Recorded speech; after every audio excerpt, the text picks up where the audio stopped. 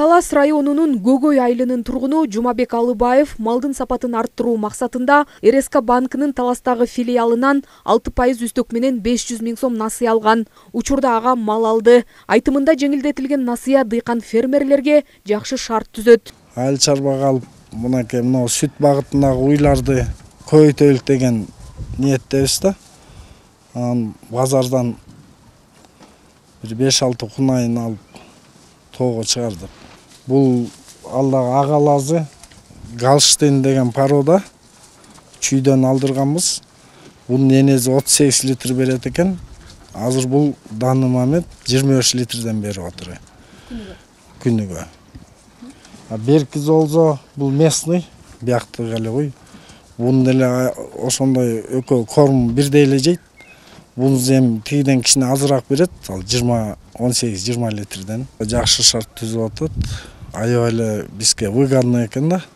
РСК банк ачык акционердик коомунун Таластагы филиалында бүгүнкү күнгө карата айыл чарбасын каржылоо 11 долбоорунун алкагында дыйкандарга 2 категорияда 120 миллион сомго насыя берүүгө жетишип план толтурулду. Учурда кезекте турган адамдар алышууда. Анын ичинен мал чарбасына 90 миллион сом болсо, ал эми өсүмдүк өстүрүү боюнча 30 миллион сом. Ар бир жаранга 6% менен 5 жылдык мөөнөткө чейин 500 000 сом өлчөмүнө чейин берилүүдө.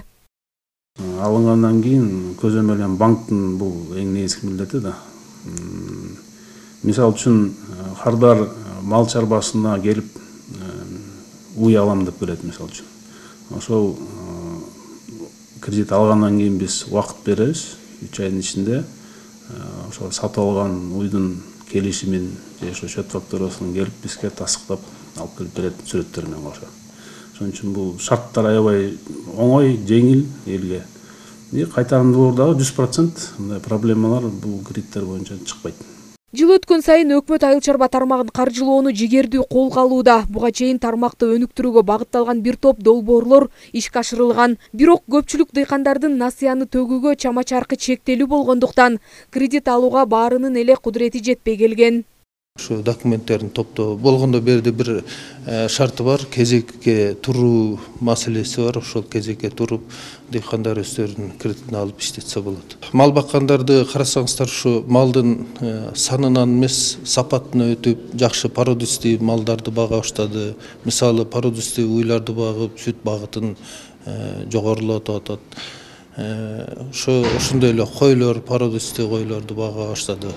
Эми бунун бардыгы эле албетте ушу айыл чарбасын жакшыртуу программасынын алкагында жүрүп жатат деп ишендирип кетсек болот.